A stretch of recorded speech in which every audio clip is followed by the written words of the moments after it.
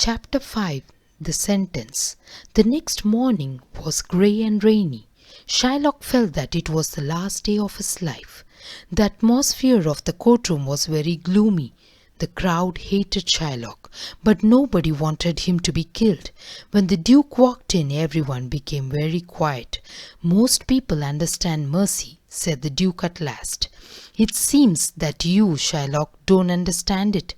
I'm a human being. I understand mercy. And I understand the value of a human life.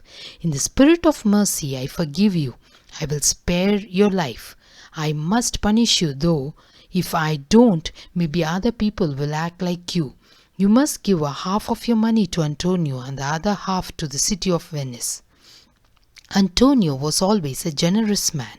Even after all that had happened, he didn't change. He knew that Shylock's daughter, Jessica, was poor. "I have a request about the money," said Antonio.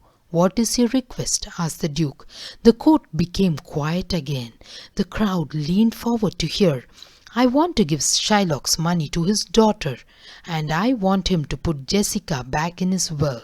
I think this is a fair request. Shylock, I order you to give half of your money to Jessica, and you must write her back into your will. If you don't do this, I will throw you in jail for the rest of your life." Shylock felt sick. He had failed to get revenge on Antonio. He had lost his money. He hated everyone. "Fine, I'll do what you want. Just let me go now. I'm not feeling well." Shylock was set free. He walked through the streets pulling out his hair. He couldn't believe his luck. "Sir," said the Duke to Portia, "I've never seen such a clever lawyer in my life. I must admit that I was worried at first because you looked so young. If you are not too busy, please have dinner with me tonight. I would love to talk about the law with you." Portia wanted to get home before her husband. "I would love to, but I have another case that I must work on. I'm sorry. I'm just too busy to have dinner with you tonight." "Oh, well, another time then." The Duke turned to Antonio. "You should pay this lawyer well. You owe him an awful lot." "Please," said Bassanio to Portia, "take these 3,000 ducats. That's how much we borrowed from Shylock in the first place." "I don't want the money. I will give you 3,000 more then." "I don't want any money at all," said Portia. "Instead, I want your wedding ring." "My wedding ring, I'm sorry. This is the one thing in the world that I can give you. I promised my wife that I would never take it off. I will find you the most expensive ring in Venice. I will buy it for you now. But I can't give you this ring. No way. I want your wedding ring, but I'm not going to beg. I see that you are too cheap to give it to me." Portia left the courtroom. She seemed angry. Actually, she was happy. "Please, Bassanio, give him the ring," said Antonio. "I know your wife will be mad, but think about what this lawyer has done for us today. I owe him my life. Don't you think that it's worth your wedding ring?" Bassanio felt ashamed. Antonio was right. He took off his ring and gave it to Graciano. "Go and find Balthasar. Give him this ring." When Graciano found Portia, he gave her the ring. Nerissa, who was with her, said, "You, Graciano, you give me your ring too." Graciano knew that he couldn't say no. He gave her his ring. When Portia and Nerissa were alone, they had a good laugh. They decided to play a trick on their husbands. Bassanio and Graciano returned to Belmont that evening.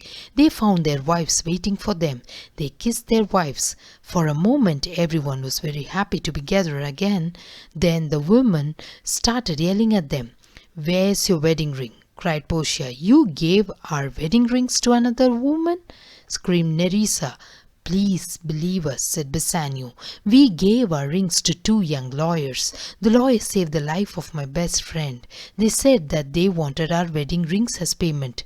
They wouldn't accept anything else. Please understand, darling, they saved Antonio's life." Bassanio felt sad and guilty. "I suppose that there is only one thing we can do," said Portia. Bassanio was afraid. Graciano's knees were shaking. "We must give your rings back." Portia opened her hand. Nerissa opened hers as well. Bassanio and Graciano couldn't believe their eyes. They were holding their wedding rings. Portia and Nerissa started to giggle. Then they laughed harder and harder. The men stood there with confused looks on their faces. Finally, Portia began to tell their story. Bassanio was amazed. His wife was even more wonderful than he had thought. She was the cleverest woman in Italy. She saved his best friend's life. He was overcome with happiness and joy. As if this surprise weren't enough, a messenger soon arrived with another. The man brought news that Antonio's ships had not sunk. They had safely arrived in Venice. The goods were ready for sale. They couldn't have been happier that night. They all celebrated under the beautiful Italian moon. They laughed thinking about the rings and the trick Portia and Nerissa had played on Bassanio and Graciano. Bassanio looked lovingly at his wife. "What's the scariest thing in the world?" he asked her. "Owing a pound of flesh to a moneylender?" asked Portia. "Absolutely not. It's losing my wife's wedding ring."